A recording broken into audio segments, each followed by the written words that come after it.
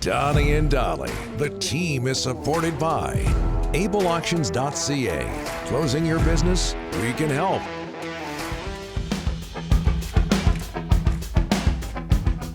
It is Tuesday, and all of our guests today are brought to you by the big Rye sponsor, the Waddling Dog Pub.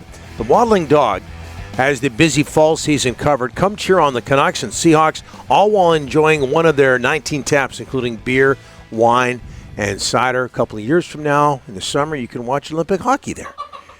Check out the Daily Happy Hour from 4 to 6. Every UFC pay-per-view and attached liquor store and hotel. Also, don't forget to grab some D&D, Donnie Dolly merch as well. The Dog is the place to be this sports season.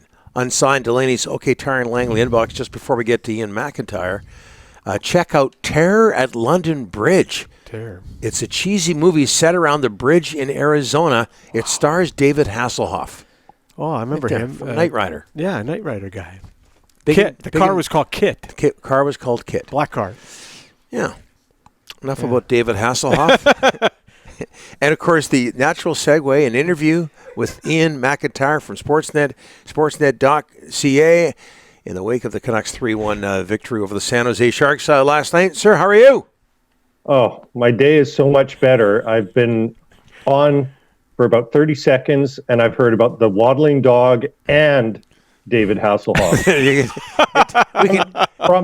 From Knight Rider, not from Baywatch. Yeah, oh, right. Yeah, that's a good point. Knight Rider, Iain. Yeah. Oh, Knight Rider, sorry. Yeah, he was famous for Knight Rider, Iain. No, he's right, though. Baywatch was big. I didn't watch Baywatch. I don't think many of us were focusing on David Hasselhoff. Okay, Iain, did you have any idea, in this day and age, this is incredible, that Harry and Meghan were going to be at that game last night? No, I did not. I was a little bit of a fanboy when I saw them, I have to admit. If anyone my age could be called a boy, but it was, you know what? It was a cool moment. And here's the thing about sports, and you guys have been lucky in the same way that I have. So often, sports presents us with a front row seat to history. And that was not history with a capital H.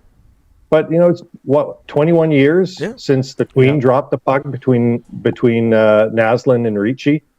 And so it was a great moment. And you know what really made it? It wasn't just that Prince Harry was dropped in on everybody to drop the opening face-off. And I love that Hurdle and Hughes had to tell him, okay, drop the puck now, because he was just going to hold it, suspended forever, it seems.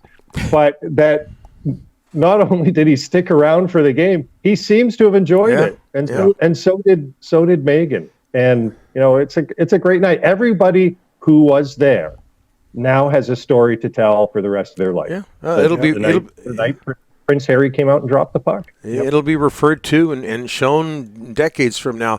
Hey, by the way, before we continue, I have to say, just another historical note. I noticed that there's been a fundamental change in your show since I was last on, and that Rick Dollywall is not a Hall of Famer. That's not. I'm the sidekick. The Hall of Famer's right here. It's just a matter of time before both of you get in there. But thanks for that, Iain. Congratulations, Donnie. That's fantastic. Thank you. When you're around long enough, good things happen. Hey, should the Canucks be satisfied with what took place last night? 3-1 victory against a team that they had beaten 10-1 earlier in the year, coming off the losses to the Flames and Kraken. Yeah, well, I hope they're never satisfied, and that would be one of their mantras as well. But, they took care of business. They did what they had to do. I think it's pretty obvious that, San Jose, once they finally won a game and showed that some of them can actually play in this league, they've got a lot more confidence. Mackenzie Blackwood was terrific in goal for them, and they were profoundly better than they were in that 10-1 game. The Canucks probably caught them at their nadir. A couple of teams did. But at this point, it is about the Canucks. If they want to be a playoff team, if they want to be a 100-point team, whatever they're going to be, they have to make it about them. And it doesn't matter who they're playing. They have to do enough to win. They have to as Rick Tocchet has talked about just about every day since training camp opened. They have to adhere to his staples and play in a process that's going to allow them to be successful. And even though it was only 3-1, I think they did that. And the encouraging part to me about the game itself is that the previous game against Seattle, the game was right there for them in the third period. They hadn't played well, but it was 2-2. The game's right there. Go get it, right? Go get the win. And instead, they just let Seattle take it from them. Seattle was the better team in the third period. A little bit similar. Once Hurdle scored early in the third, and now suddenly it's 2-1. The game's right there, and then the Canucks went and seized it. They played their best hockey in the third period and secured that game. And once Miller scored on the rebound, and I'm running out of things to say about Quinn Hughes and Philip Roenick, which is a problem in my business, believe me.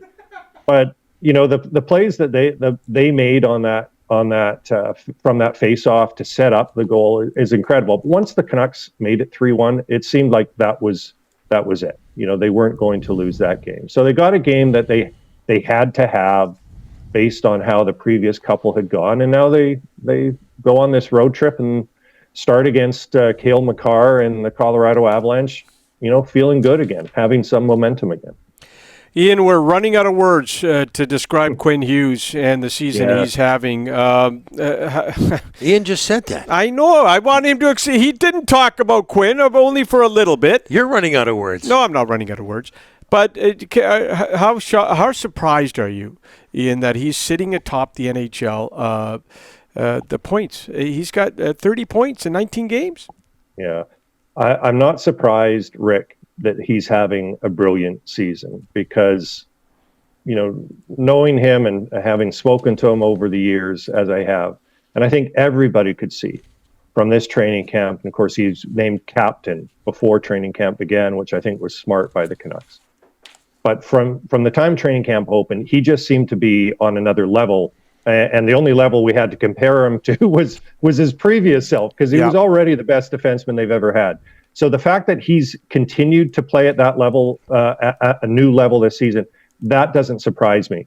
I never imagined that Quinn Hughes, defenseman on the Vancouver Canucks, would be leading the NHL in scoring 19 games into the season. And with 30 points, something only Bobby Orr and Al McGuinness have done. That part's incredible.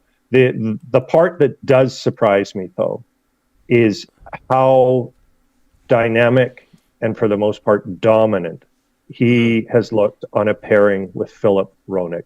I don't ever recall, maybe you guys can think of one, I don't recall a National Hockey League pairing where there was this much movement and dynamicism among both guys on the pairing. I mean, Devon Toews is a great defenseman, doesn't probably get his due because he's played a lot with Cale Makar. But typically, and JT Miller told me this after last game, and remember, Miller played on a Rangers team that went to the final. He was on the Tampa Bay team just before they launched to the 3 straight Stanley Cup finals. So he's played with great players, he's played with great defensemen. But JT Miller said he doesn't remember a pairing like this because typically it's the stud guy, the superstar defenseman with a stay-at-home guy or somebody with kind of complementary skills. Well, Roenick seems to have complementary skills to Hughes, even though a lot of them are similar. And that's what has really surprised me, just those two guys together. And when you think that Philip Roenick only played 4 games last year after the trade because of his injury, he and Hughes are still kind of getting to know each other. They've played together for 19 games.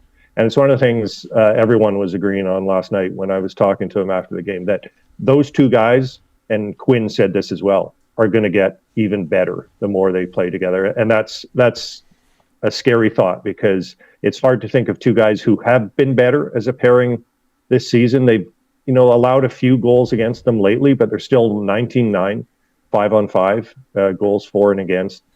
But it just seems like at moments like that in the third period when it's 2-1 offensive zone faceoff, they just seem to be able to flex, for lack of a better term. They just exert their will on a game. And the plays, again, it was It was Hughes to Roenick, and then Roenick drew a defender over, gave it back to Hughes, and now he has room for a shot, which was a slap pass and then a rebound goal. Just incredible by those guys. I didn't think we were going to see a defense pairing this dominant in Vancouver. Okay, and very, very quickly, Ian, sticking with Quinn Hughes, what goes through your mind, and this isn't opinion, it's fact, when you see these legitimate statistical comparisons between Quinn Hughes and the great Bobby Orr? Yeah, it's hard to temper them, right? Like when you hear it, there's Bobby Orr and there's Wayne Gretzky, right? And if you're being seriously compared, or at least your achievements are being compared to what they've done, it feels like you should pump the brakes a bit, because those are the best who ever played this game. And I think Quinn has to do this for a lot longer than 19 games. But I think it is representative of how good Quinn has been to this point, that this is the kind of company that his achievements compare to. Last season, Carlson had 101 points, and it blew everybody away, because it had been, no defenseman had 100 points this century. The second highest, or the highest before Carlson, was Roman Josi with 96. You know what the third highest was? It was Cale Makar with 86 points. Well, I don't see any way, as long as they stay healthy, I don't see any way that Quinn Hughes doesn't burst at least through 86 points this season. So it seems one way or another, and let's, again, temper the comparisons to Bobby Orr, but one way or another, he seems to be on his way to a historic season that's going to be one of the most productive by a defenseman this century. Makar and Hughes tomorrow in Denver. Ian, thanks so much for this. Appreciate it, as always. Thanks, guys. Lovely to be on with you. Anytime. Ask me anytime. Just not when the Canucks are practicing or playing. Okay? Yeah. I'll write it down. I'll write it down. Thanks, Ian.